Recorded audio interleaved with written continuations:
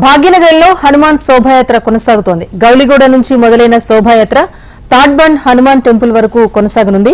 ప్రతిసారిలానే ఈసారి కూడా గ్రాండ్ గా హనుమాన్ శోభాయాత్ర జరుగుతుందని, ఎవరు అడ్డొచ్చినా శోభాయాత్ర ఆపేది లేదని, దిగ్విజయంగా హనుమాన్ శోభాయాత్ర కొనసాగిస్తామని అంటున్న గోషామహల్ ఎమ్మెల్యే రాజాసింగ్ తో మా ప్రతినిధి Amarender Reddy face to face.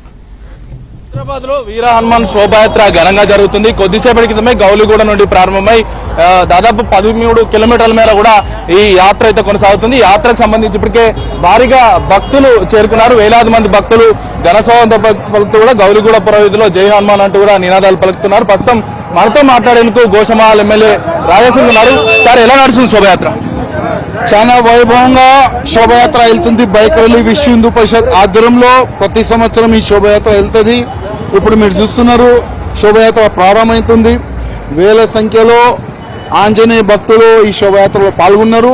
ఇంకా ముందు కూడా మన తాడ్బండ్ ఆంజనేయ టెంపుల్ వరకు లాక్స్ ఆఫ్ పీపుల్ ఈ బైక్ ర్యాలీలో పాల్గొంటారు. సార్, శోభయాత్రకు సంబంధించి గతంలో పోలీసులు ఇబ్బందులు పెట్టిన ఘటనలు ఉన్నాయి. శ్రీరామయ్య శోభయాత్ర కూడా మీకు పర్మిషన్ లేదంటూ ఇచ్చిన ఘటనలు ఉన్నాయి. ఎట్లా చూస్తారు పోలీసుల వర్షం? ఇప్పుడు పోలీసు వాళ్ళు కావాలని కుట్ర చేస్తారు, కేసులు బుక్ చేయడానికి ప్లాన్ చేస్తారు. వాళ్ళు అనుకుంటారు కేసులు బుక్ చేస్తే మేము భయపడతామని, కానీ ముందు భయపడలే, ఇప్పుడేం భయపడతాం. ఈ మొత్తము ఎంఐఎం అసదుద్దీన్ ఓవైసీ ఆదేశం పట్లనే ఈ కేసులు అవుతున్నాయి. మా శోభయాత్రలో ఇట్లాంటి డిస్టర్బెన్స్ జరుగుతుంది. ఎట్లా నడుస్తుంది శోభయాత్ర? ఎప్పటిలోపు క్లోజ్ అయ్యే అవకాశాలు? ఇప్పుడు దాదాపు 4 o'clock వరకు ఈ శోభయాత్ర క్లోజ్ అవుతుంది. ఇప్పుడైతే శోభయాత్ర ప్రారంభమైంది. మొత్తంగా ఎమ్మెల్యే రాజాసింగ్ చెప్తున్నారు.